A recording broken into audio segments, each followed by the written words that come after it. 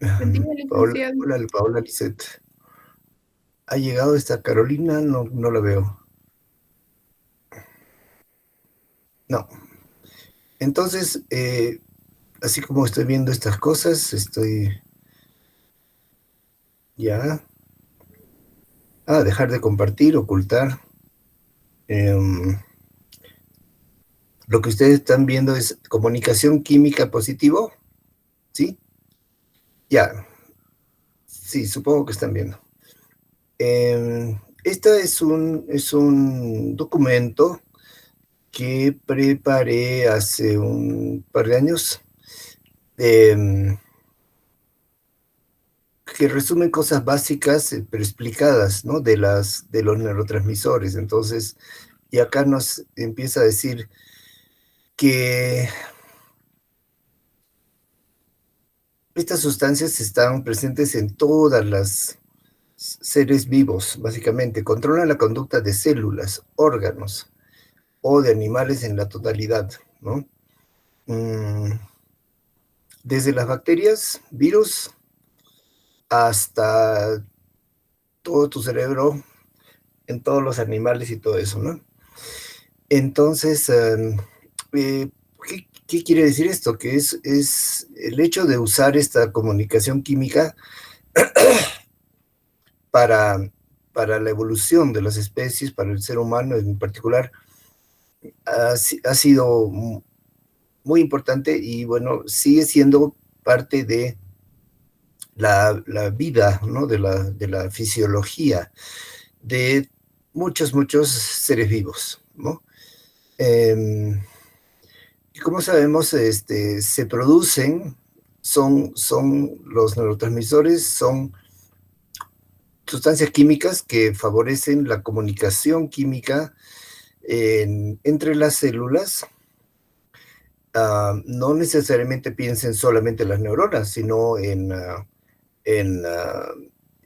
por ejemplo, vamos a ver acá abajo, feromonas. Feromonas son sustancias producidas por el organismo que son liberadas al medio ambiente a través del sudor, orina o secreciones de otras glándulas especializadas. Su olor es captado por otros animales gracias a los receptores especializados de la nariz.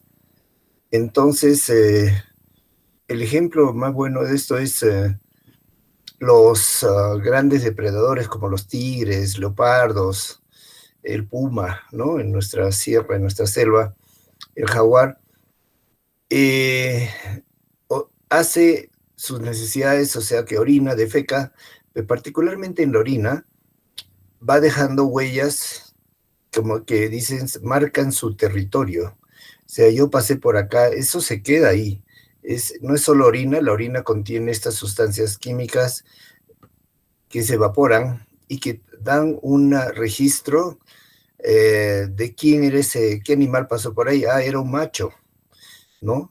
Y bueno, está acá, entonces el otro puma, tigre, jaguar, que llega a la zona se da cuenta, este territorio de caza del señor Puma X, de Puma Katari, ¿ya? Entonces, si yo me meto, es posible que si me cazo un conejo y me pesca el señor Puma Katari, me va a atacar, ¿no? Porque él ha marcado su territorio. Y esta es una comunicación, es una forma de comunicación química. No es neurotransmisor, pero sí son sustancias químicas que hacen dan un mensaje. Um, y la otra que es reconocida es que si ustedes, yo he tenido muchas veces gatos en mi vida, ahora no tengo gatos, ahora si mi familia quiere tener animalitos, les he dicho, perfecto, claro que sí, cómo no, pero que sea cama afuera, ¿ah? Que le consigan su donde dormir, pero dentro de la casa no. Entonces, en la casa, cuando teníamos gato o gata, las gatas en su momento de celo se ponen muy incómodas, ¿no? Sienten excitación sexual seguramente y gritan, lloran, van de aquí para allá arañando y haciendo pis en cada esquina, como se dice, ¿no? Y si es que pueden escapar mejor, porque huelen, se les agudiza su olfato y huelen, a ver, gato macho en la vecindaria, se ponen pero más calientes que una salteña en el horno. Y lloran y patalean, entonces, y van liberando, se hacen pis en la terraza, en la ventana, donde se vaya el olorcito, y el gato que pasaba por ahí bien tranquilo, huele, ¿qué huelo acá? Gata caliente, gata en celo, gata que está ovulando, eso quiere decir, en realidad ese es el mensaje biológico, ¿no? Que está ovulando, está cerca, entonces el gato aparece y además no solo eso, agudiza sus oídos y la gata en la noche, miau, miau, hace un llamado desesperado. Y bueno, esa noche ya tienen como 5 pretendientes y se armó la pelea de gatos, ¿no? Y en la noche, gran pelea. Debido al este mensaje biológico de la feromona, ¿no? Entonces, se pelean los gatos y el gato más macho se aparece en la ventana, en la terraza y trata de que salga la gata, algo así, o se mete por donde sea y la gata va a estar receptiva, ¿no? Para hacerle mimos y hacen mimos, muchos mimos y queda embarazada la gata y el gato, chau feliz, se va. Entonces, unos mesecitos después, vienen la camada de gatitos, ay, qué tiernos, ¿no es cierto?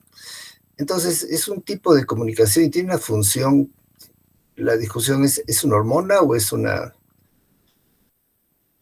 actúa de un animal a otro animal, eso es lo que hace, ¿no es cierto? Y se sabe que casi todas las especies de mamíferos, caballos, perros, gatos, etcétera, tienen este sistema. Los seres humanos no se ha descubierto. Sería fácil cuando la chica no tiene enamorado, entonces libera su hormona y eso cada mes, porque su ciclo menstrual la vuelve fértil, ¿no es cierto? El día 14 particularmente que ha ovulado, entonces tiene un ovulito fresquito pidiendo papá. Entonces, um, y cada mes tendríamos problemas de peleas de chicos en la puerta, ¿no? Si hubiera un mecanismo igual que el gato, pero no lo hay.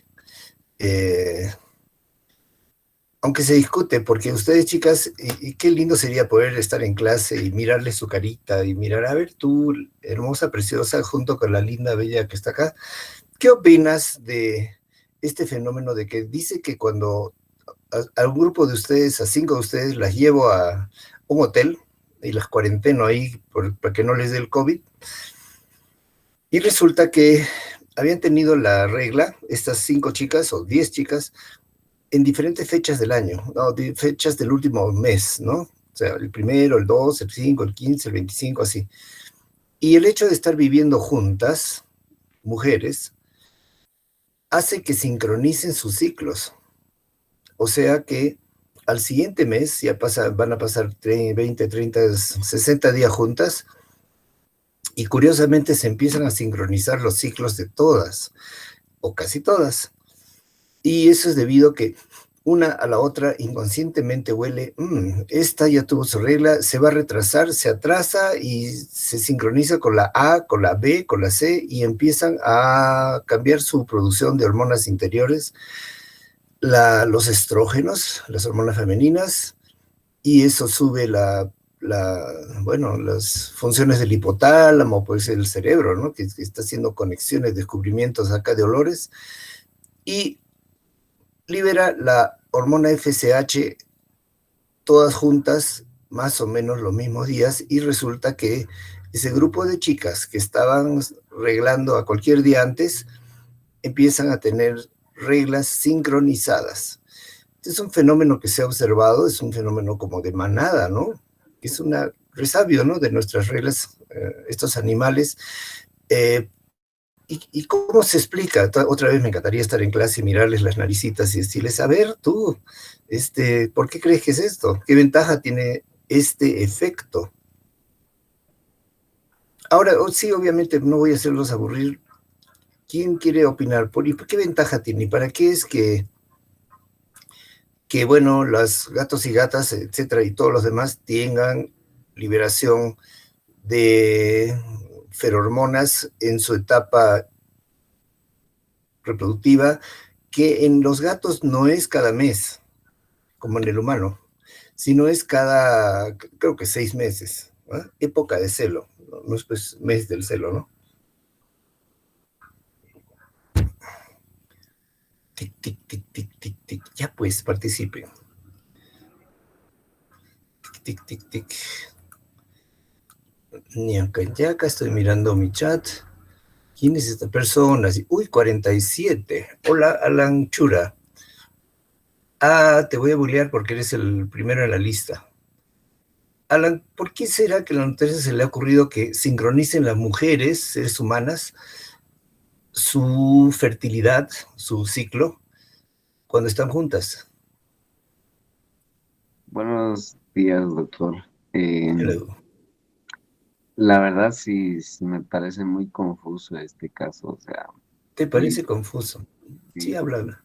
la verdad no sabría exactamente cuál es la razón exacta para que, o por qué motivo, digamos, sincronizarían esa parte. Acá podemos especular, básicamente. Mm,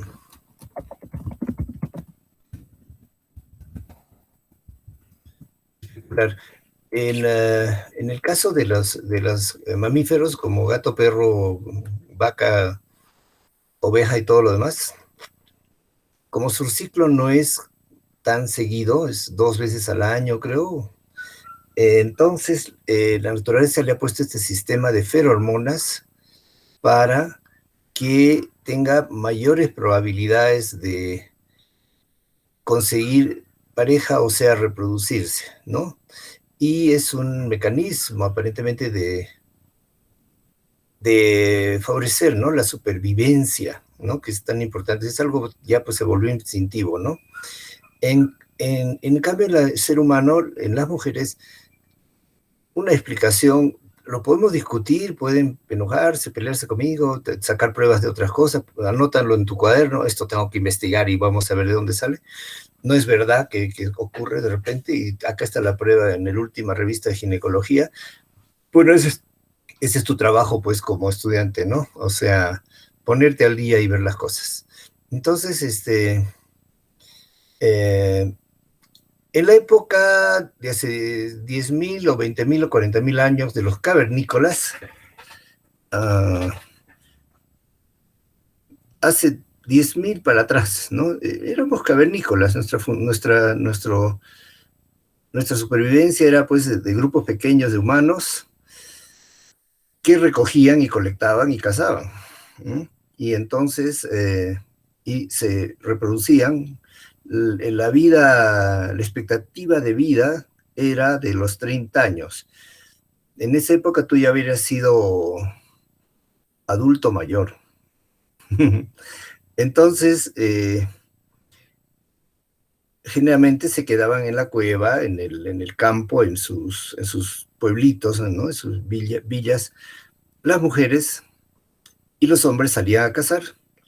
Entonces las mujeres estaban juntas y aparentemente empieza este mecanismo de feromonas de arreglar juntas, porque los hombres se podían pasar 1 mes, 2 meses, de repente no volver de la batalla contra los rinocerontes, ¿no? Y, uh, y se ponían fértiles más o menos al mismo tiempo. Cuando regresaban los varones con la casa, con la comida, con lo que habían colectado y todo esto, hacían fiesta y se hacían mimos, ¿no? Y era más probable que se queden unos pocos días para que otra vez salir a cazar comida y que quede una que otra embarazada de la tribu, ¿no? Porque justo estaban fértiles eh, cuando están disponibles los varones, ¿no? Hay una hipótesis, pero vamos a hablar de neurotransmisores, neuromoduladores. Esto es lo que más nos interesa, que en el campo de neurofisiología, ¿no? Que estamos hablando, se liberan por botones terminales de las neuronas detectados por receptores. Hay dos partes acá de la otra célula unida a poca distancia y puede haber un efecto excitatorio o inhibitorio. Ya lo hemos hablado antes, neuromoduladores son sustancias medio parecidas segregadas por los botones terminales, pero viajan a mayor distancia, se dispersan más y, como dice un nombre, modulan la actividad, la hacen un poco más rápida o un poco más lenta. Ese caso podría ser de simples aminoácidos o simples hormonas que junto al neurotransmisor activan al cerebro. O un simple gas, que es, por ejemplo, el óxido nitroso, ON, tiene un poco esta función, ¿no? Punto aparte es hormonas. Este tema se toca en la siguiente materia, siguiente semestre, y que son sustancias, proteínas o de origen graso, producidas por glándulas especialmente y transportadas por la sangre y tienen acciones fisiológicas, otras directamente en la conducta, como por ejemplo la regla, la menopausia, la tiroides, ¿no? Que activa las neuronas. Si no hay tiroides, hay hipotiroidismo y eso puede llevar a depresión y el retardo mental. Si el bebé se desarrolla sin hormona tiroidea porque no funciona su sistema endocrino, entonces si no se detecta a tiempo, este chico a los 3, 4, 5 años ya va a tener características de retardo mental por hipotiroidismo y felizmente se conoce esas cosas ahora para que se puedan curar, simplemente con aumentar la hormona o cambiar la dieta. A ver, los voy a molestar. ¿Y cómo cambiar la dieta? ¿Qué tiene que ver la dieta, doctor, con, uh, con la tiroides? Alan, dime un número. Número 7. 7, ya. 1, 2, 3, 4, 5, 6, 7. Sulamita Alberto Rojas. Hola. ¿Qué relación hay entre tiroides y la dieta? Lo que comemos.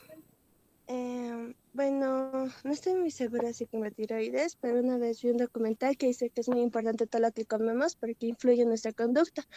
De hecho, pruebas iguales, moscas, ratones que comían mucha comida chatarra, fritos y eran más em, hiperactivos, emocionados y tenían un Mucho dulce, por comportamiento muy ejemplo. diferente que las moscas o ratones que les daban comida saludable. Ahí está con tu bebé. ¿Cómo está tu bebé? Bien, Bien. gracias, Sergio. Oye, dame otro número. Faltan. Está bien todo esto, pero falta. Otro número. Sulamit. ¿Puede ser? Perdón, 10. Sí, Vamos a contar ya. 1, 2, 3, 4, 5, 6, 7, 8. Pamela Murillo. Hola, Pamela. ¿Qué elemento le ponemos a la comida para que no falle nuestra tiroides? Yo no sé, pero por mi barrio pasan unas camionetas. Pero no te voy a ayudar, Pamelita. ¿Dónde estás? Ajá. Y licenciado, lo ¿Sí? siento, no Ahí podía estás. activar el Hola, buen día. micrófono. Buenos Dale. días. Pues no sabría decirle más de lo que dijo la otra compañera. No pasa una camioneta que dice salió dada, salió dada, salió dada. Arroz, arroz, arroz. ¿No pasa por tu barrio? Sí, sí, ¿Y pasa. por qué dicen sal yodada? Porque se supone que la sal tiene, o sea, la sal como tal, la ponen yodo o algo así. Le ponen yodo, le aumentan yodo. Y el yodo no lo ponen como te digo, los estudiantes de periodismo, qué sé yo, pues de derecho, los de cine ahí en la UNSA, no tienen por qué saber esto, ¿no? Pero ¿por qué por qué se llama sal yodada?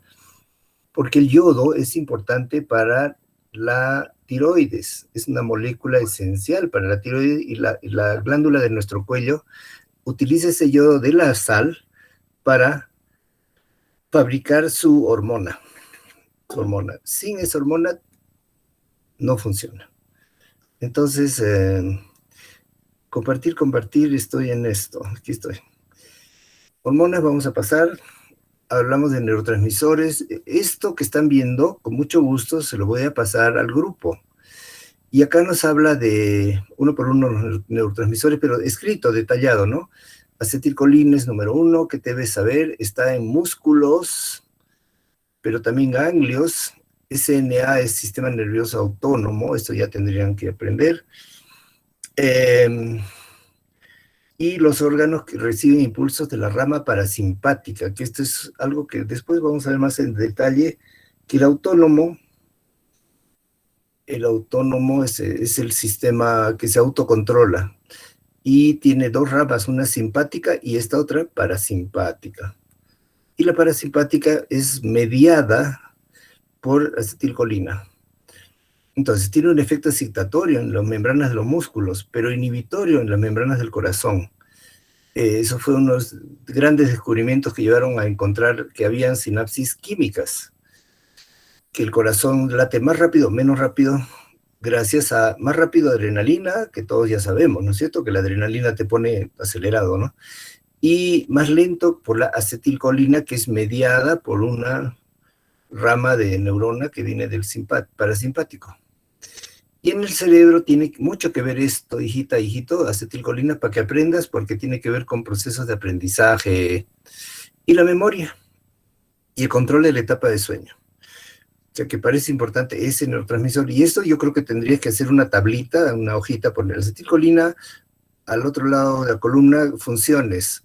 ¿Qué es lo importante? Bueno, localización también puedes poner. En la rama simpática, funciones, excitatorio, músculos esqueléticos, inhibitorio en corazón, resumidísimo, ¿no?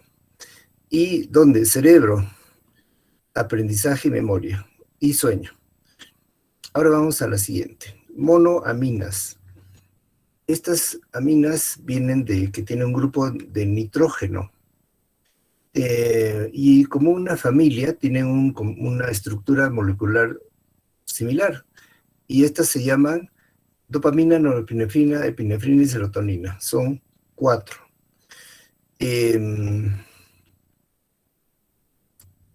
Y entre ellas se parecen bastante. Esto vamos a verlo en un otro PowerPoint que tengo a la mano. Y acá lo aclara mucho, ¿no? Las monaminas es como hacer un árbol, ¿no? Está arriba la jerarquía, digamos, un cuadradito y baja dos flechas. A un lado, catecolaminas, donde están estas 3, dopamina, norepinefrina, epinefrina, y la otro lado son las indolaminas, que son la serotonina. O sea que no están en el mismo grupo serotonina junto con estas 3 hermanitas. Primas, son pues bien parecidas, varían un oxígeno acá y 2 oxígenos allá, y eso hace que sean diferentes moléculas, y estén en diferentes lugares del cerebro y tengan diferentes funciones. ¿Qué dice acá? Estas monaminas son producidas por varios sistemas de las neuronas de la parte posterior del cerebro. Las neuronas que responden a ellas se llaman monoaminérgicas. Actúan como controladores o moduladores, aumentando o disminuyendo la actividad de algunas regiones. Así que estas, junto con esta acetilcolina, tiende a ser excitatoria para despertar, por ejemplo, en el tema del sueño que dice acá, pero estas tienden a ser activadoras o excitatorias, ya no el sueño, durante el día, cuando prestas atención. Ahorita yo voy a agarrar la lista, voy a escoger al número 18 de la lista. Entonces ya empieza tu corazón. Yo creo que soy 18, entonces, activación, ¿no? Y la dopamina produce potenciales tanto inhibitorios como excitatorios. Qué complejo. ¿Y saben cómo lo hace? Porque tiene 5 receptores. Este es un solo químico, pero tiene en el cerebro, y en el cuerpo, tiene dónde llegar, tiene receptores que son diferentes, y son 5. Y esto se llama receptor postsináptico, y tiene diferentes funciones importantes como movimiento, coordina el movimiento, también el aprendizaje, también la atención, prestar atención, y adicciones. O sea, hay en una parte del cerebro donde hay bastante dopamina y cuando vienen las drogas o las sustancias, la comida, la saciedad, la sed, o las recompensas, especialmente hoy en día las recompensas que son los cariños, caricias, recompensas sociales, ¿no? O sea, un like en el Facebook, ¡ting!, te sube la dopamina. 20 likes, uy, te sube 20 veces. No tanto, no sé, pero ese es un refuerzo, ¿no es cierto? O sea que tiene que ver con nuestro aprendizaje, qué cosas me gustan, salto de alegría, movimiento, le presto atención a los que me quieren y no a los que no me quieren, y así. También en algunas alteraciones mentales está bien alterada la dopamina, está aumentada generalmente. Y acá nos habla de la sustancia negra, que es un lugar donde se fabrican estas neuronas, o están estas neuronas dopaminérgicas en el cerebro medio.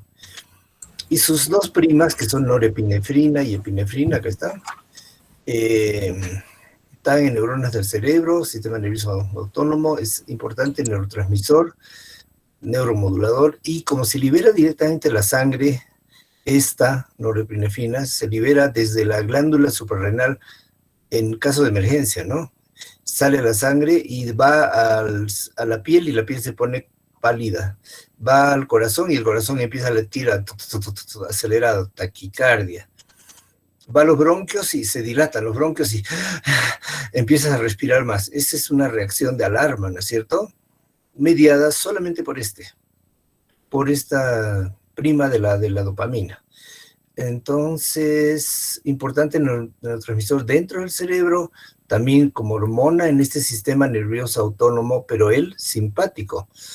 Y participan en el control de alerta y vigilia, estar despierta, estar atento y atenta. Como les estaba explicando en la clase pasada, que los chicos con déficit de atención, de los cuales ahí entre ustedes hay, creo que 2 de cada 100, ¿no?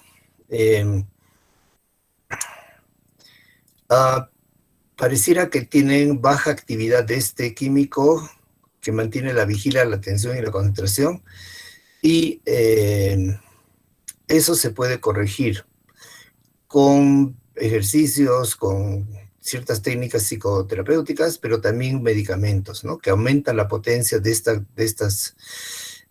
este neurotransmisor. Las sinapsis noradrenérgicas del sistema nervioso central producen potenciales postsináptico inhibitorios.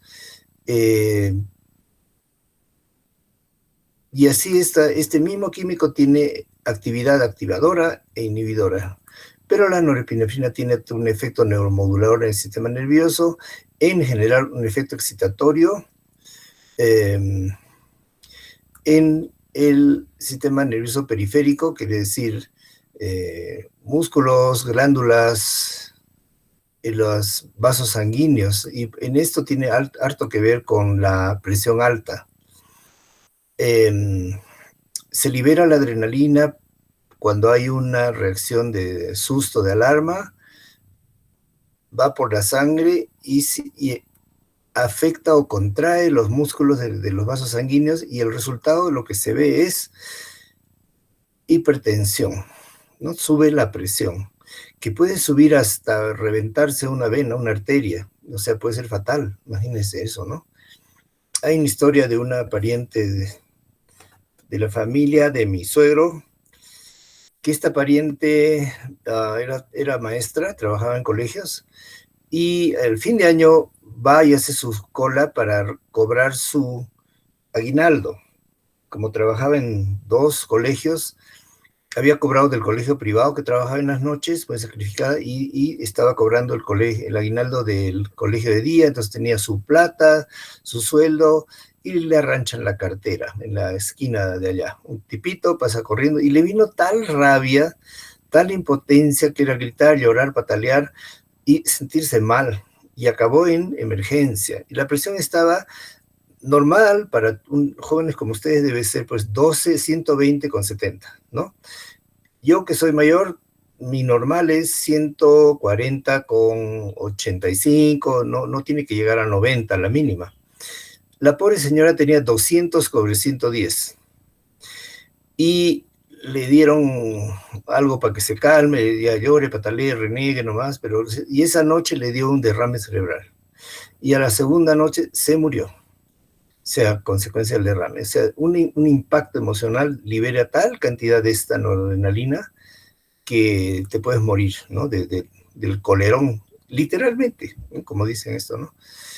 Bueno, y la epinefrina es la que se produce más especialmente en la médula suprarrenal, pero también en otras partes del cerebro, ¿no? Entonces, en el tronco cerebral y se va por toda la corteza.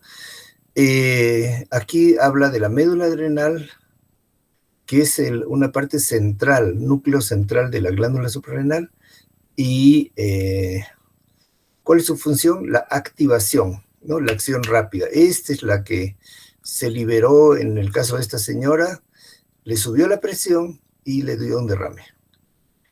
Este otro es la serotonina, que en la mayoría de sinapsis es potenciales inhibitorios, un efecto general inhibitorio sobre la conducta. Regula el estado del ánimo, produce sedación, relajación, interviene en control de comer, dormir, conducta alerta, conducta agresiva, también en la regulación del dolor. Las drogas que excitan estas neuronas suprimen el sueño. Es como la acetilcolina que hemos visto arriba y como la dopamina, activan el cerebro, pero también son reguladoras, o sea, donde coactiva mucho uno, esta entra y activa menos y entonces regula la conducta. Por eso nuestro estado de ánimo y por eso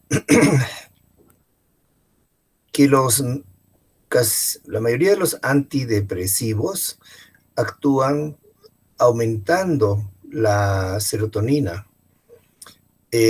A la vez de combatir la depresión, producen sedación, relajación, entonces ya uno se tranquiliza.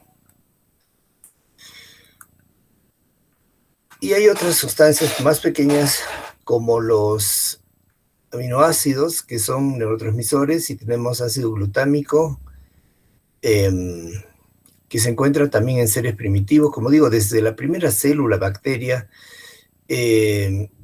está ahí, es un neurotransmisor excitatorio que activa la corteza, ¿no? Y que se modula unos con otros, ¿no? Como una sinfonía, una orquesta sinfónica, no pueden tocar todos los instrumentos así a la vez, no, tocan uno y luego el otro grupo, luego van cambiando. Imagínense una sinfonía, vayan a escuchar a Beethoven, cómo hace sus sinfonías y cómo modulan. Así modula el cerebro, ¿no? Cuáles hace funcionar a la vez y crea una armonía, una sinfonía. Entonces, este es un glutamato excitador, GABA, todo lo contrario, inhibidor. Acá nos recuerdan que hay enzimas, y ya les he preguntado 4 veces, y las enzimas ustedes saben que son catalizadores biológicos, generalmente hechos de proteínas, que facilitan, que aumentan, aceleran o inhiben una reacción química. Entonces, esta enzima produce este GABA. Y tiene de función de un neurotransmisor inhibitorio. Está en todo el cerebro, la médula espinal especialmente, y se sabe que hay 2 tipos de receptores. Acá sí nos habla de 2 tipos de receptores, pero en la parte de dopamina no nos dice que hay 5 tipos de receptores, 5. Hay algunos en el estómago, otros en la corteza frontal, otros adentro, medio del cerebro, otros en la parte muscular, incluso en la médula. Hay diferentes receptores. Tiene 2. Y uno de ellos interviene en los efectos, ¿no? Efectos de los ansiolíticos. ¿Les queda claro qué son los ansiolíticos? ¿Cachán? ¿A quién le pregunto? A Sharon Donaire. Hola, Sharon. ¿Estás ahí? ¿Te has ido a cambiar tu pijama de repente? Sharon. Ajá, acá hay un chico, Peter Nina. ¿Estás despierto, hijo? ¿Estás atento?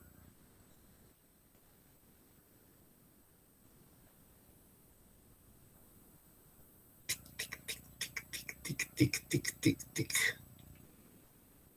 Peter, papito. ¿Qué hacemos con este? A ver un ratito. Eliminar, ¿dónde está?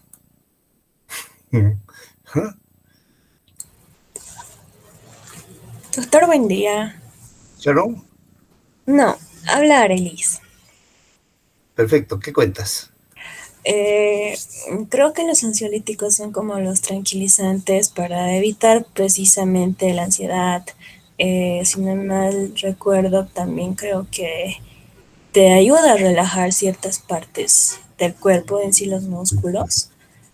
Y Mm, contando que el cerebro también es un músculo, entonces creo que de esa forma ¿Qué cosa? ¿Cómo? De un ratito, pausa, pausa, pausa. ¿Eso es una teoría de conspiración o qué? ¿El cerebro es un músculo?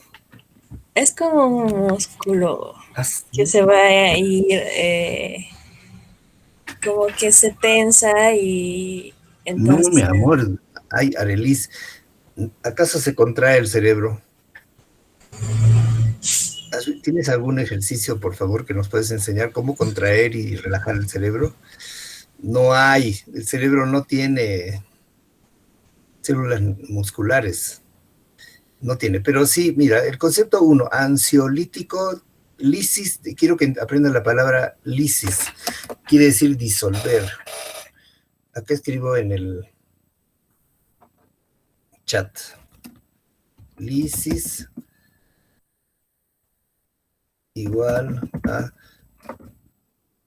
disolver. Entonces, lisis es disolver la ansiedad. Así de fácil.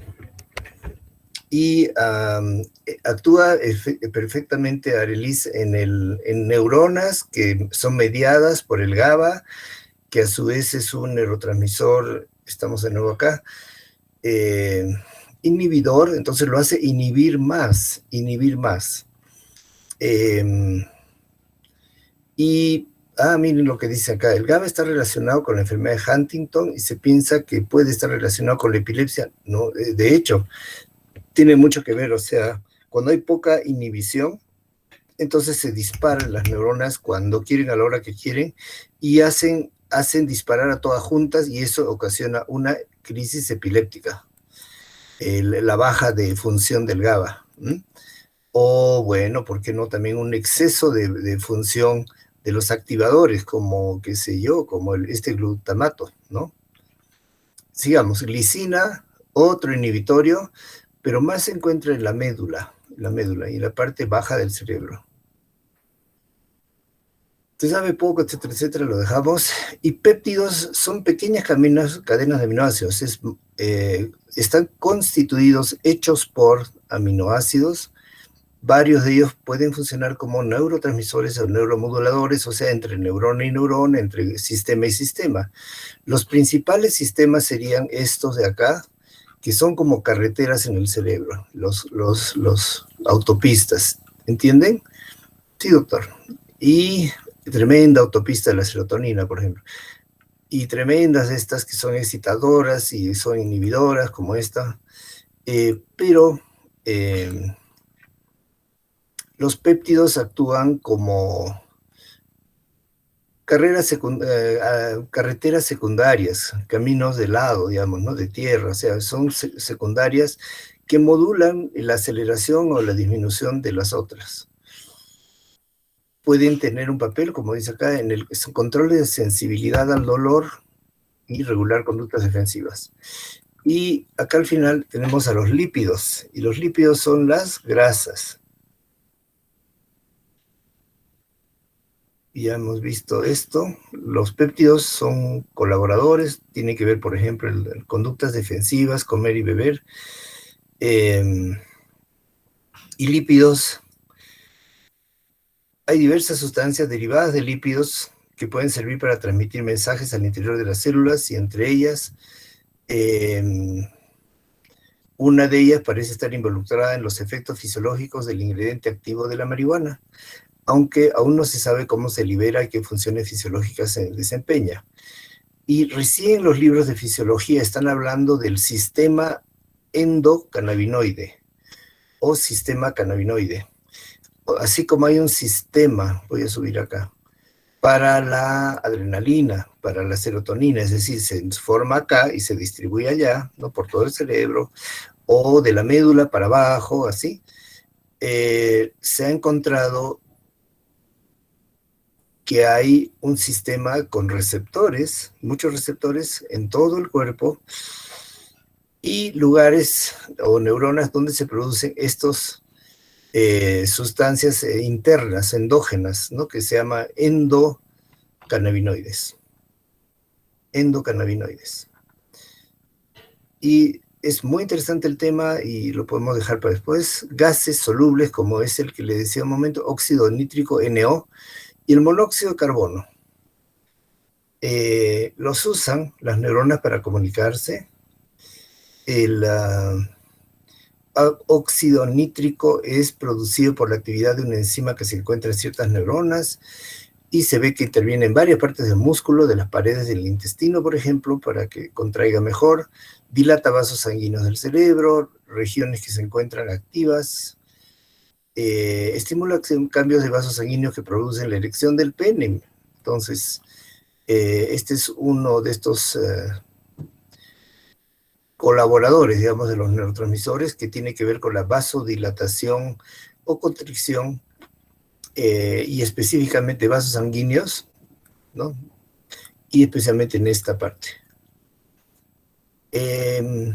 Encefalinas, endorfinas, son las llamadas de... así como lo hay endocannabinoides, hay endorfinas que son morfinas endógenas, endo de endógenas y finas de morfina. Son una familia de transmisores características de péptidos, ¿no? De varios aminoácidos, descubiertos en el año 75. Se puede decir que son narcóticos propios del cuerpo, o sea, calman el dolor. Son producidos por el cerebro, tienen un efecto similar a la morfina y recibieron el nombre de encefalinas o endorfinas. Intervienen principalmente en la inhibición del dolor, pero también en otros procesos fisiológicos, regular temperatura, respiración, respuestas cardiovasculares y conductuales, el placer y adicciones. Aparentemente, ciertas drogas aumentan la dopamina, casi todas las drogas tienden a aumentar al neurotransmisor del placer, que es la dopamina, que es el que se activa rapidísimo cuando te ponen 5 likes en tu foto del Facebook o cuando el chico o la chica que te gusta te mira, te sonríe y te hace un guiño y te dice, tomamos un café, entonces tú ya tu dopamina se sale por las orejas y entonces, ya no sabes lo que pasa cuando hay un orgasmo. Uf, explosión de dopamina por todo el cerebro. Tengo el video, amigos, vamos a ver las imágenes. Pero cosas que dan placer como comida, como chocolate, como juego, no son necesariamente físicas, ¿no? El juego, por ejemplo, el sexo, el trabajólicos, ¿no? Tengo que hacerlo bien, y los que se dedican a cosas repetitivas, ¿no? Que no pueden controlar. Probablemente tiene que ver, junto con la dopamina, tiene que ver con la endorfina. Y está liberando una sustancia. Esta es muy buena lámina, es para que entiendan que hay enzima 1 que agarra el precursor de la comida, del triptofano, y lo transforma en un precursor del neurotransmisor, y acá viene otra enzima y lo descarboxila, por ejemplo, y pum, ya se volvió serotonina. Se volvió GABA. Cualquiera de ellos, lo que hemos hablado arriba. Y acá viene otra enzima que actúa acá, en este paso, y lo convierte en un segundo neurotransmisor. Un súper buen ejemplo sería la tirosina, es un aminoácido de la leche, se convierte en levodopa, la levodopa se convierte en dopamina. Y esta dopamina, a su vez, se puede convertir en noradrenalina. O sea, la dopamina, noradrenalina, de la misma molécula de aminoácidos. ¿Cuál es la lección? Que la naturaleza es sabia, que ahorra material, sustancia, materia, ¿no? Y que de un mismo aminoácido de la dieta puede producir 3 neurotransmisores. Esas son las monoaminas, ¿no es cierto? Aquí está más en detalle. Las monoaminas se dividen en indolaminas y catecolaminas. Estas son catecolaminas, es una familia, todas son primas. Miren a las primas, la epinefrina, epinefrina, norepinefrina, dopamina y L-dopa. Una preguntita, vuelvo a la pantalla y les voy a preguntar dónde están, qué están haciendo, dónde están. Taca, taca. Ajá, Sharon Donaire dice que no funciona su micrófono. Sí. Está bien, Sharon. Ansiolisis, disolver la ansiedad. Alejandra Huanca, ¿podrías poner tu imagen para mirarte mejor todos? Alejandra.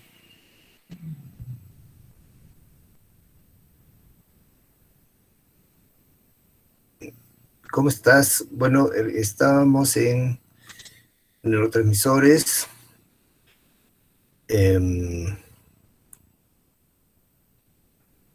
Enzimas que intervienen, ya tienen claro cuál es el concepto.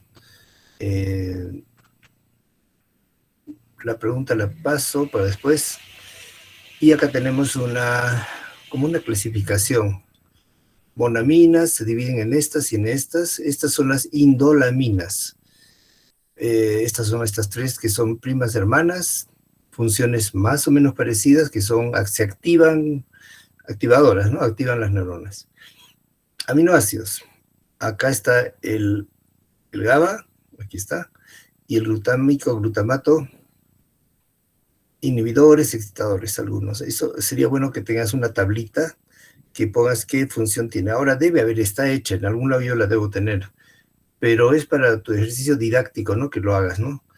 Y hay lípidos que actúan misteriosamente en otros receptores, como por ejemplo los cannabinoides endógenos o endocannabinoides. Los gases solubles son asociados, ¿no? A los neurotransmisores. Aumentan la inhibición, frenan la inhibición. Encefalinas, endorfinas también, similar a los endocannabinoides. Con esto se acaba esta pequeñísima presentación, entonces dejar de compartir. Me vuelvo a la pantalla principal. ¿Cómo están? Tenemos 45 personas y voy a compartir otra cosa.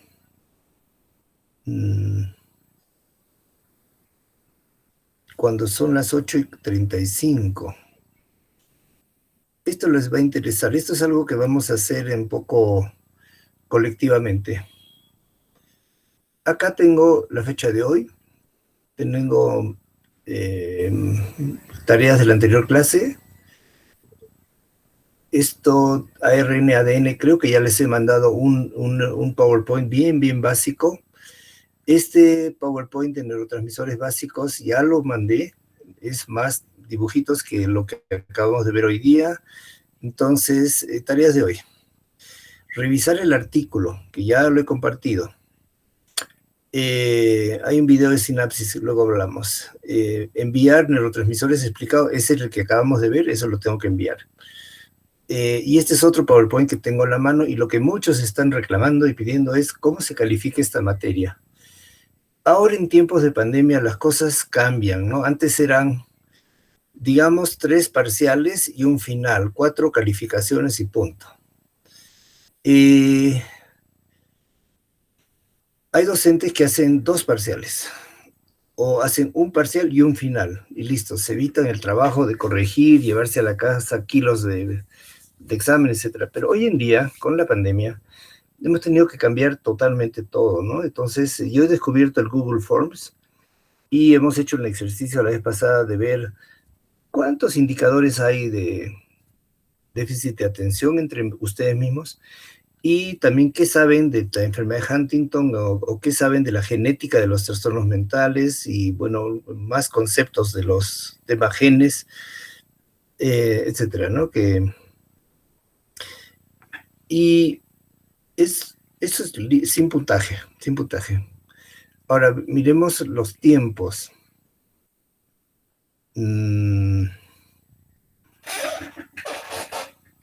Examen final es uno solo, ¿no? Que tendría que ser primera semana de diciembre. Entonces yo acá saco Están viendo, ¿no? Diana, ¿estás ahí? O Ruby, ¿estás ahí? O la otra. Sí se ve. Sí, ya, gracias, gracias. Imagínate que yo hablando y no hay nada. A mí me da la sensación optimista, hay que ser así, de que podemos hacer muchas cosas, ¿no? Podemos hacer una investigación, una encuesta, una cosa, hasta de psicología política, una especie de por qué piensa usted tal cosa sobre las elecciones, ¿no? Vamos a hacer por quién va a votar, ¿no? Pero no sé, lo que sí está en el aire, y díganme ustedes que no, es una tensión, un estrés, un sufrimiento emocional bien grande, ¿no? Tanto por la pandemia, por saber que hay tantos contagiados, tantos que se han ido muriendo, tantos que no tienen oxígeno, no tienen medicamentos. Una caja de unas ampolletas cuesta 1.200, 1.800 bolivianos, ¿no? Entrar a una clínica privada, dice, de entrada, sí, por favor, acá con su tarjeta de crédito, $30,000. Antes era 10,000, ahora es 20,000, 30,000, depende de dónde. Hasta el Hospital Corazón de Jesús, que no lo conozco, nunca he ido, que se ve bonito, bien, en fin, pero modesto, cobra miles, ¿no? Y es siendo público, digamos, ¿no? Entonces,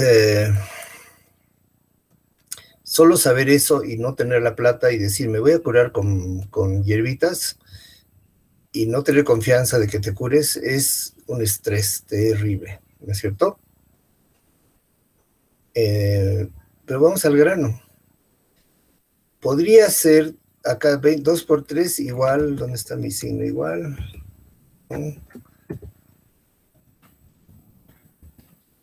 60 puntitos. Acá les hago dar 4 controles por 4, 2 por 4, no, sería 80, ¿no? 5 por 4, aquí está, esto es lo que me falta. 5 por 4, 20. De esta manera, mira, la educación a distancia permite que yo te mande esta noche o mañana, no sé, un cuestionario por Google Forms al grupo y tú lo contestas, Se puede hacer para que el cuestionario se abra de 8 de la noche a 9 de la noche y se cierre. Si son las 9 de la noche ya no te permite contestar nada, ¿no?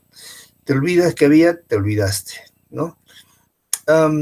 Y entonces esto nos da otros 20 puntos. 60 y 20, 80, y en un examen final tiene un valor de 20. Entonces, y si mejor hacemos seminarios, exposiciones, y como se ha hecho en otras veces, yo bien sacrificado, haciendo esto le bajamos a los parciales, 10, 10, 10, y acá le ponemos 10, 10, entonces, pero es mucho más actividad, más trabajo, más controles, más cosas. Estoy abierto a sugerencias. Tenemos 2 planteamientos. Una, hacerlo de la manera más fácil con dos parciales y un final. Y listo. Alto puntaje cada uno, saques lo que saques. Y lo otro es a pedacitos, a partecitas, controles de lectura, varios, uno al mes más o menos, uno ahora en agosto, otro en septiembre, octubre y noviembre, ¿no es cierto? Así de 5 puntitos. Y vamos sumando, vamos motivando, vamos viendo que participen, hagan, y acá es donde trabaja nuestra autonomía universitaria, o sea, los alumnos tienen lugar a opinar, ¿no?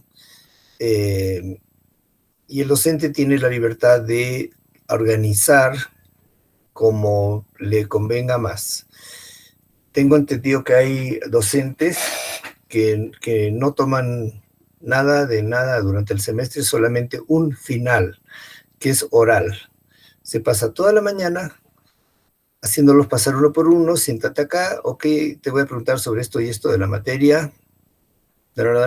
Apenas pasa, le hace más preguntas, cuanto menos sabe, y finalmente decide que apenas le va a poner 51 o se va a aplazar.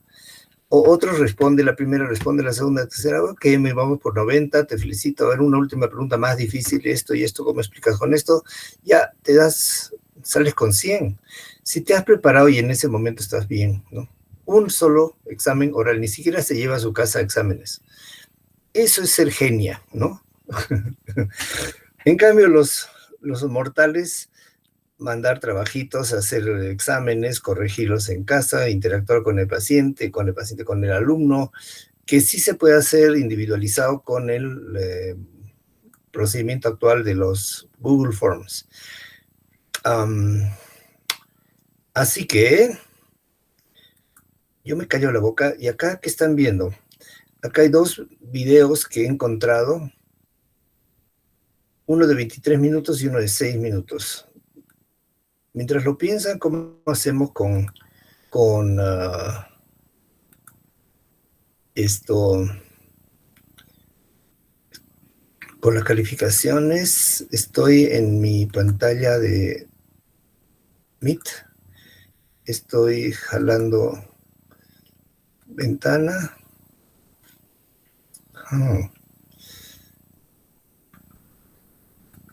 Y quería compartir este video.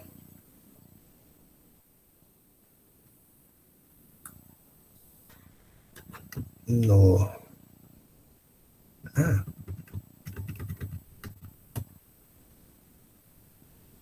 ¿Ahorita pueden ver el video? No. Hola. No, doctor, no se ve nada. No se ve nada.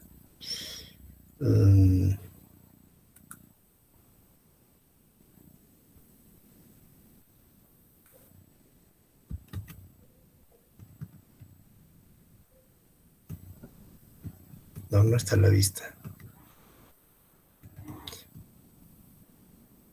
No está a la vista.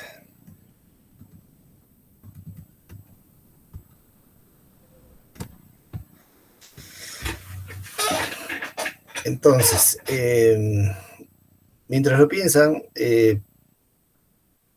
esto es un artículo, como les decía, no he puesto dónde lo he publicado, en qué revista, no encontré el detalle a la mano, pero fue publicado ya en papel, print.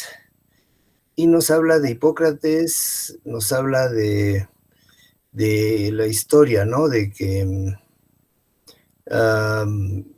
Hipócrates fue importante porque introduce una metodología, ¿no? Y introduce conceptos de que la epilepsia es una enfermedad, no es una magia o milagro, la enfermedad sagrada, ¿no? Que la persona ha sido tocada por Dios, le tocaba su cerebro y convulsión en el piso.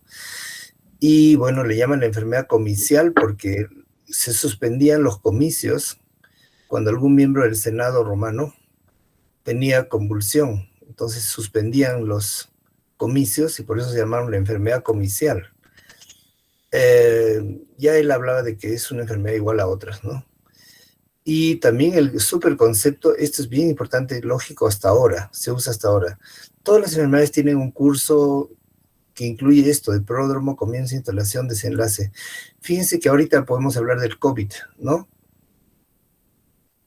Tiene un curso así de izquierda a derecha. Pródromo es, me siento mal, me molesta la garganta. Una leve, ¿no? Luego, ya no siento olores, me arde fuerte la garganta, no siento sabores, me duele la cabeza y empiezan los síntomas, ¿no? Un doctor que he conocido me dijo, yo estaba bien, trabajando 20 horas diarias, sacándome la mugre, salvando pacientes, cuando empiezo a sentir sudores, dolor de cabeza, me duele el cuerpo, pero seguí trabajando. Esa noche tenía fiebre, tenía ya se instaló, ¿no? El cuadro pasó se instala el cuadro con fiebre, con tos, con dolores muy intensos en todo el cuerpo, articulaciones, espalda, todo. Dice, me voy a duchar y me dolía hasta el agua. Dice, no puedo creer. Y ahí dijo, ya no voy a trabajar, ¿no? Se metió en su cama y llamó a otro doctor y se trató en su casa y se recuperó. El desenlace fue recuperarse, curarse, ¿no? Entonces, todas las enfermedades tienen esto. Fue un avance introducir la necesidad de observar en qué etapa cuidadosamente está esto. Y esto ahora, por ejemplo, el COVID es, si tú estás en un comienzo, hay que darle antigripales nomás. Si está con fiebre, contra la fiebre también, que son antigripales, paracetamol, ibuprofeno. Y si está con ya laboratorio alterado y la tomografía positiva, cuidado que haga trombosis, entonces hay que darle anticoagulantes, hay que darle antiinflamatorios como dexametasona, etcétera. Y acá es donde se juega la vida del paciente y tiene que ver mucho, mucho, mucho la intervención adecuada, de acuerdo a la observación clínica, de qué momento está el paciente. Todos están en momentos diferentes. Y aún así el COVID dice que es muy engañoso, porque parece que te están controlando y en un día se te tapa el pulmón y te mueres. Así es.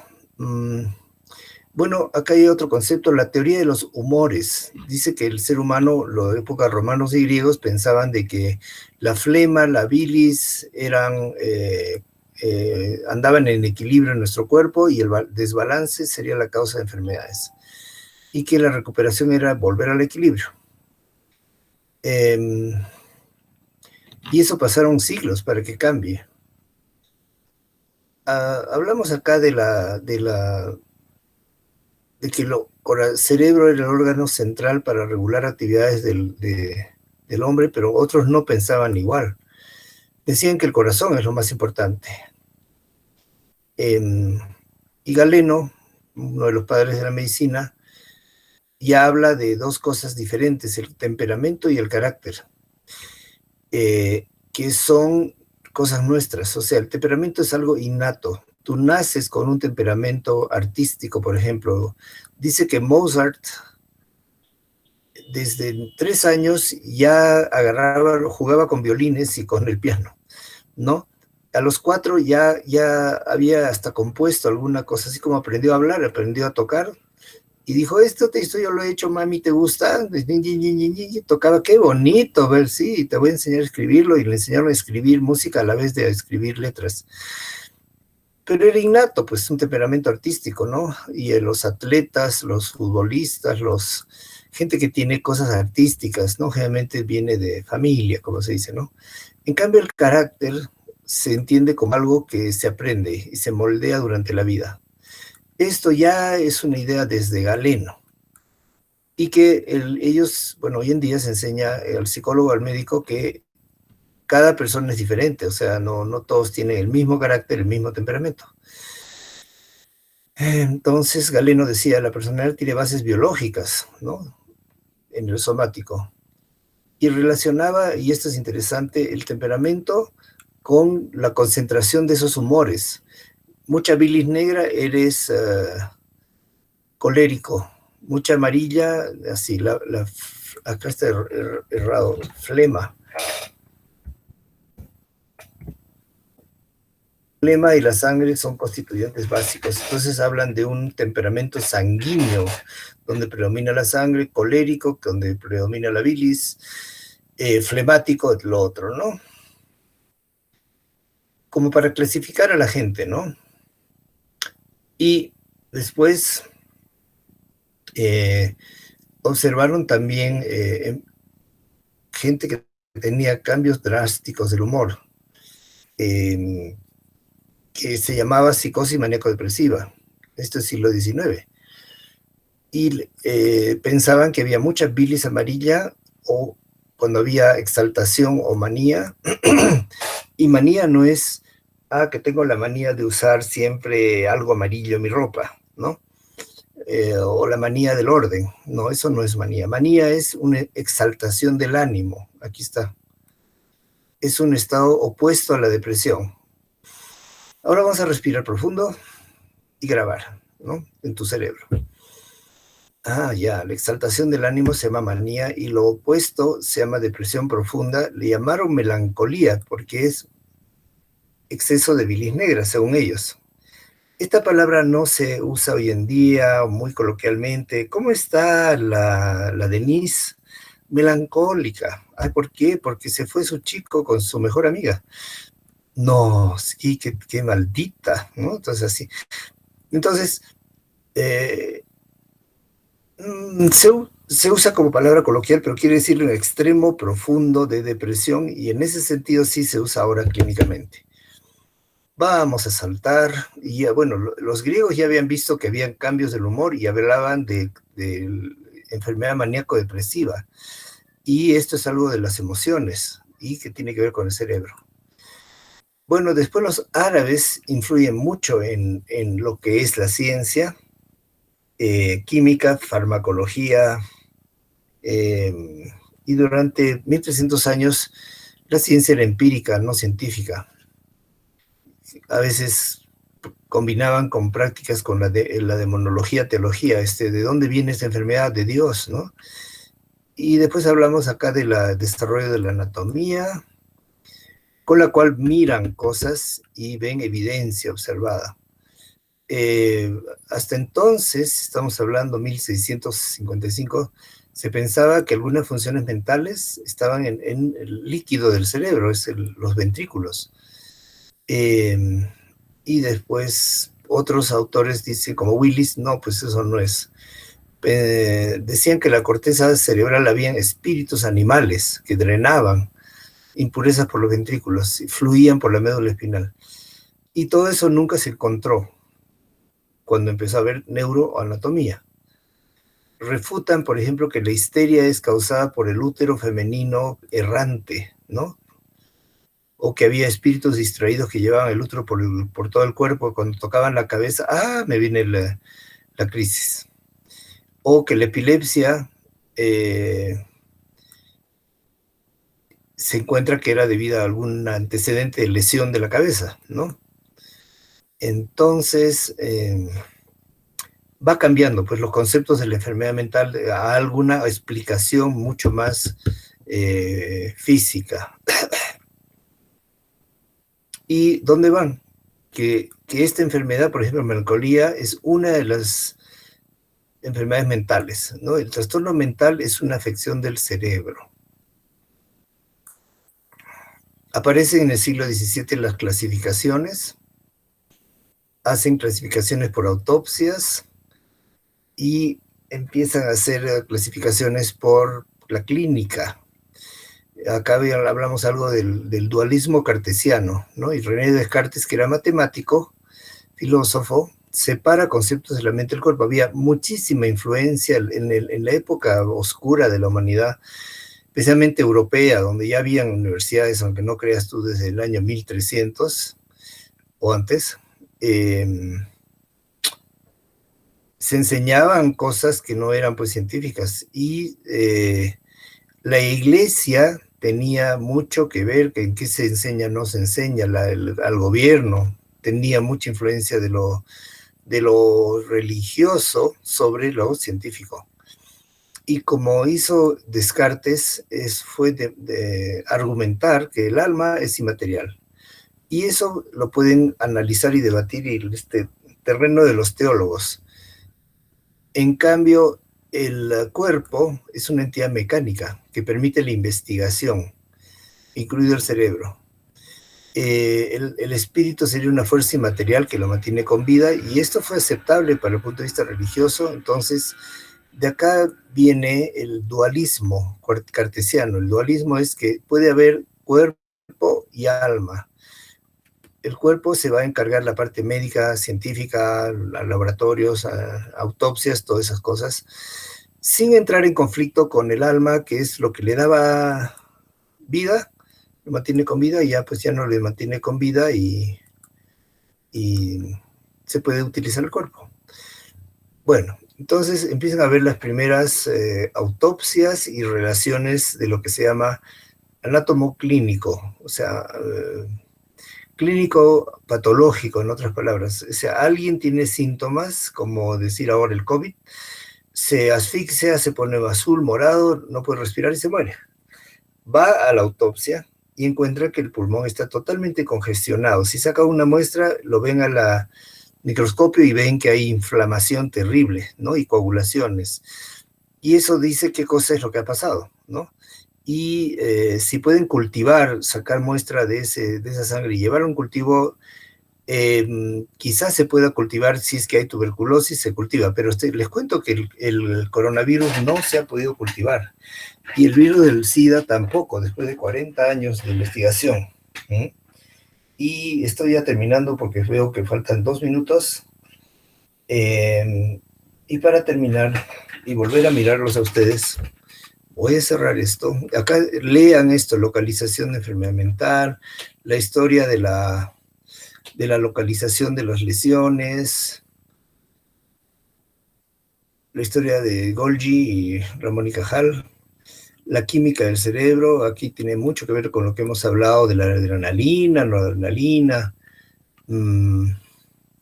la psicofarmacología, los medicamentos que bloquean la dopamina y son antipsicóticos, los que son antidepresivos, fueron adelantos en la salud mental.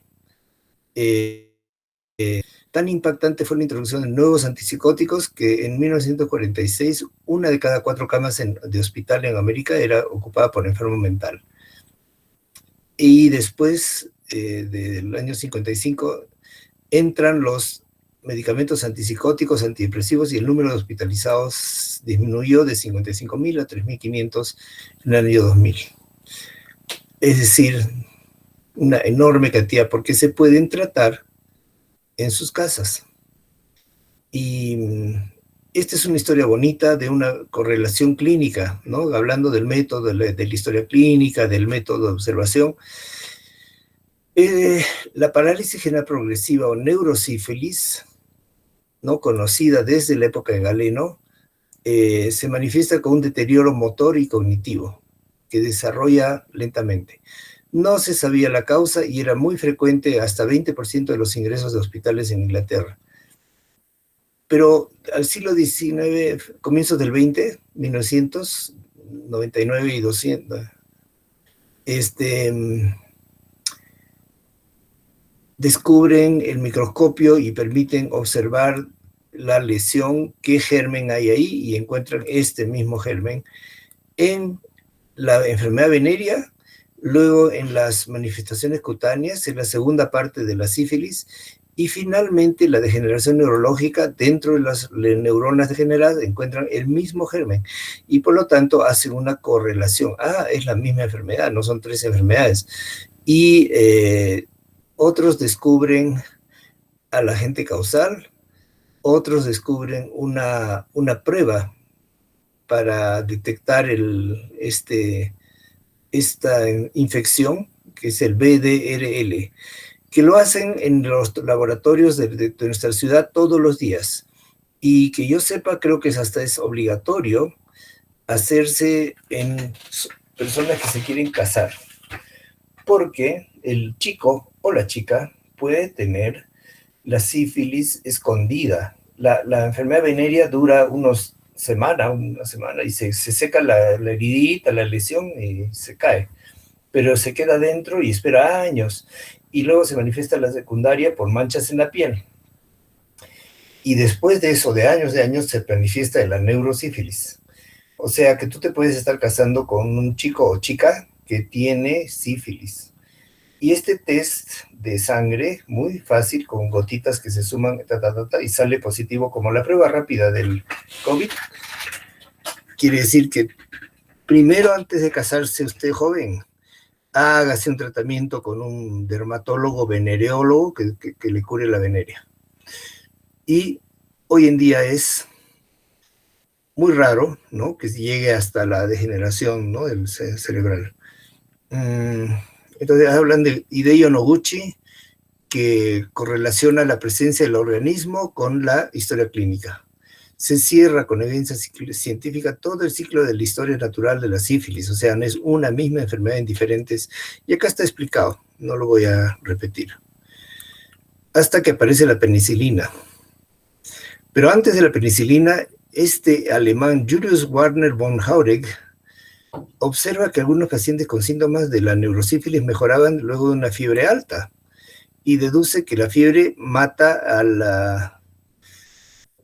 la gente de la neurosífilis. Entonces les da fiebre artificial mediante erisipela, luego tuberculina y luego la malarioterapia. Qué curioso, o sea, una enfermedad neurosífilis se cura con una infección que es malaria, logrando la mejoría a veces espectacular de algunos pacientes, porque la fiebre alta mata al germen de este treponema, ¿no? Que es una bacteria con forma de gusanito. Entonces, se curan. Y ya había desde la época de Simón Bolívar, ustedes saben que la quinina es una planta que está en nuestro emblema nacional, que representa la curación de la naturaleza.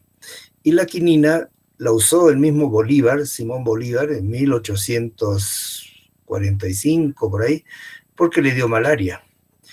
Y como ya había cura para la malaria, entonces este alemán, bien audaz, le induce fiebre con malaria, que es cada 3 días, ¿no? La terciana, ¿sí? Muy alta. Y después le daba la quinina y le quitaba pues la malaria. Y aquí dice, ¿no? Compuestos de quinina, tarará, tarará, tarará. Y se mejoró. Y le dieron el Premio Nobel de Medicina en 1927. Entonces, evidencia de que las enfermedades mentales no son incurables. Esta es una enfermedad muy grave que había, y otra era, pues, gracias a psicofármacos, ¿no? Gracias al electroshock. Y esta es otra enfermedad que tiene que ver con las neurociencias, y acá es donde quiero comentar esto de esta película de Despertares. Si no la han visto, tienen que verla. Tienen que verla. Con Oliver Sacks, no, es con Robert De Niro y Robin Williams, que muestra un ensayo, y acá habla de la novela, llevada al Hollywood con bastante éxito, magistral actuación, en donde usan levodopa, el ensayo con L-dopa en pacientes de verdad, que tenían parálisis, ¿cómo se llamaba? Encefalitis letárgica, es una especie de psicosis, pero casi con demencia, con lentitud, o sea, es totalmente inflamado el cerebro. Y estos habían tenido antecedente de tener una infección, la pandemia de influencia, que fue la primera pandemia que tanto están hablando ahora, hablando del coronavirus. Hubo una pandemia en 1915 hasta el 24, durante la guerra, especialmente 18, 19 y 20, murió millones de personas, pero los que no murieron, como pasaron fiebres altísimas, quedaron con lesiones, y estas lesiones se volvieron una parálisis. Y entonces hacen en la película y en la realidad, hacen levodopa, le dan el neurotransmisor, el precursor del neurotransmisor, y se mejoran, pero no se curan. Y bueno, ahora se habla de la hipótesis viral de esquizofrenia, tipos de virus, partículas de virus, etcétera, etcétera, y que ese es uno de los temores que yo tengo como psiquiatra, que después de que haya miles de personas afectadas, especialmente cuando el cuadro clínico es peor y ha llegado al cerebro, secuelas posteriores del coronavirus, que es algo que un clínico tiene que pensar como antecedente, y no es que te siga infectando, sino que le quedó pues secuela a la persona, como hubo con esta enfermedad. Y acá hablamos de la epilepsia, actividad cerebral, eléctrica, el electroshock, primero ataques por hipoglicemia, bajándole el azúcar, y fue muy efectivo. Hoy en día el electroshock se considera el tratamiento más efectivo para la enfermedad mental severa, y es un tratamiento extremadamente seguro, con mortalidad baja, como una cirugía menor, sacarse un diente.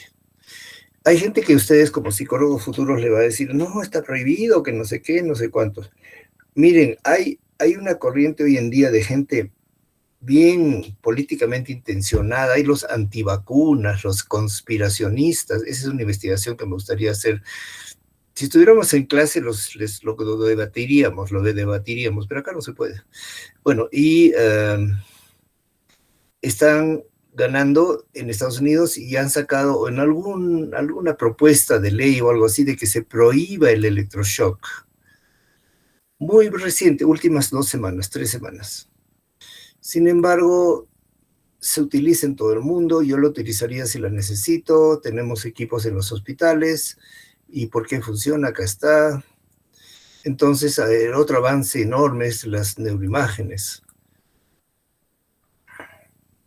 Y todo esto ha llevado a que los avances en la clasificación de enfermedades mentales, gracias a revisiones de diagnóstico, eso es la DSM, ¿no? 3, ahora quinta, pero viene desde la 1, 1, 2, 3, 4, ¿no?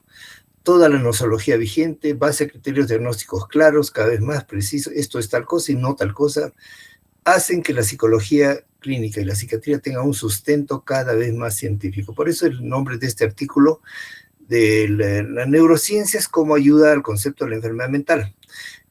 Pero lamentablemente el avance de la ciencia no va paralelo al cambio de actitudes mentales y de rechazo, vergüenza, estigmatización del enfermo y de su sufrimiento. Con esto estamos terminando, porque ya les he dicho que revisen este artículo, dejar de compartir, cancelar, y ya está. ¿Quién anda por ahí? Estamos con 43 alumnos, entonces, No estaba compartiendo pantalla, por si acaso. no estaba compartiendo pantalla lo del artículo. Ay, por Dios. ¿Y por qué no hablas antes, hija? Pensé que se había dado cuenta porque como no preguntó. Ahora sí está. A esto me refería, pero ya listo. Bueno, esas son cosas que pasan en estas reuniones virtuales. Van a disculpar.